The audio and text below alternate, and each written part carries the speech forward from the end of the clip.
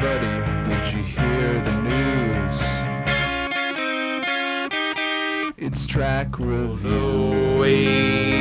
Hi everyone, Anthony Fantano here, the internet's busiest music nerd, and it's time for track reviews, where we're going to talk about, some of the latest in rock, pop, electronic, experimental, and right now we're going to talk about the new Muse single, Psycho. Muse is a UK-based alternative rock band. They've been at it for years now. Numerous albums under their belt, but the more recent of those records have actually been pretty polarizing to longtime fans. In the mid-2000s, they started incorporating elements of progressive rock into their music, and with 2009's The Resistance, we saw not only progressive rock, but some pop rock creeping in, as well as some electronic music, symphonic rock, and a lot of influence coming from bands like U2 and Queen. Now, this record wasn't a total turnoff to me. I do like the grandness of it, even if occasionally it does seem kind of overblown and maybe a little overproduced, and it's really trying to be as dramatic as possible. But it was on the 2012 album, The Second Law, where Muse really started to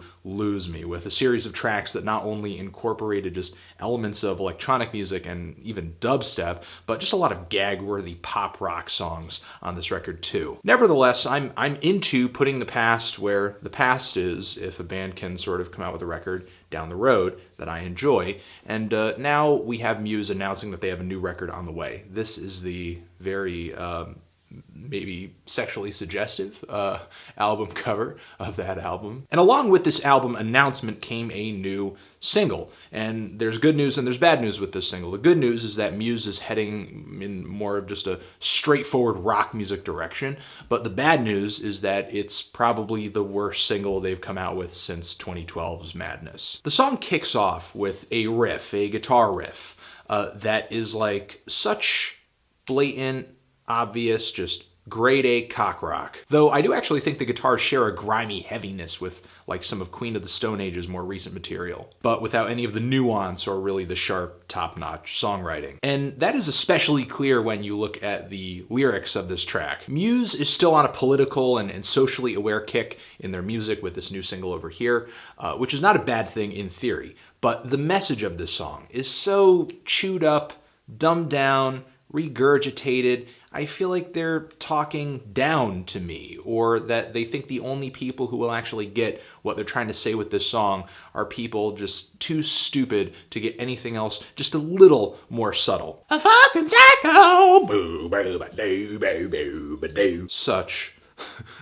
a ridiculously silly refrain on this song. And I do get that in a sense this track might be kind of tongue-in-cheek. They are talking about sort of a private being yelled at by a drill sergeant, and the army essentially owns this person's ass, and they are essentially cannon fodder at this point, and they will kill because they're told to kill. And maybe in a way, Muse is sort of mocking the machoism that usually comes with the attitude of signing up for the military. I get that, and I agree mostly with the political message behind this song.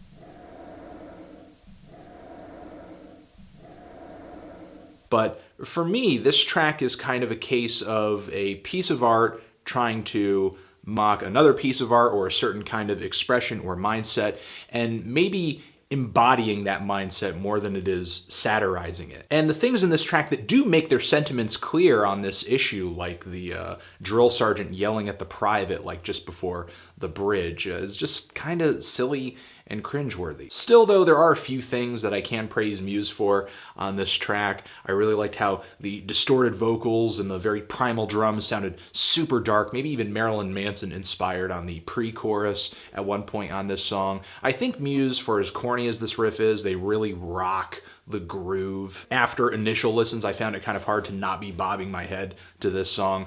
I thought that, for the most part, the vocal melodies on the verses were nice, even though I wasn't really enjoying the lyrics. And the bridge of this track is really epic and grand. I like the fact that even though Muse instrumentally might be doing something just really straightforward, hard-hitting, in your face, they can always throw some really epic vocals on top of it and have it fit the tone of the song in a really nice way. And maybe there will be some more interesting and more well-developed and I guess more detailed and nuanced tracks deeper in the track listing here. This new song here might just be trying to be as simple as possible, but still, this song does not make me interested in hearing this new Muse album at all. I really do think it's one of their worst songs in a while. Those are essentially my thoughts on this new single here. What do you think of this new single? Do you love it? Do you hate it? Why? What do you think I should review next? And transition, you're the best. Thank you for watching this video. I hope you have a nice day. Eat some fruits and veggies. Get outside. Enjoy the weather. And hug somebody that you love. Anthony Fantano, Muse, forever.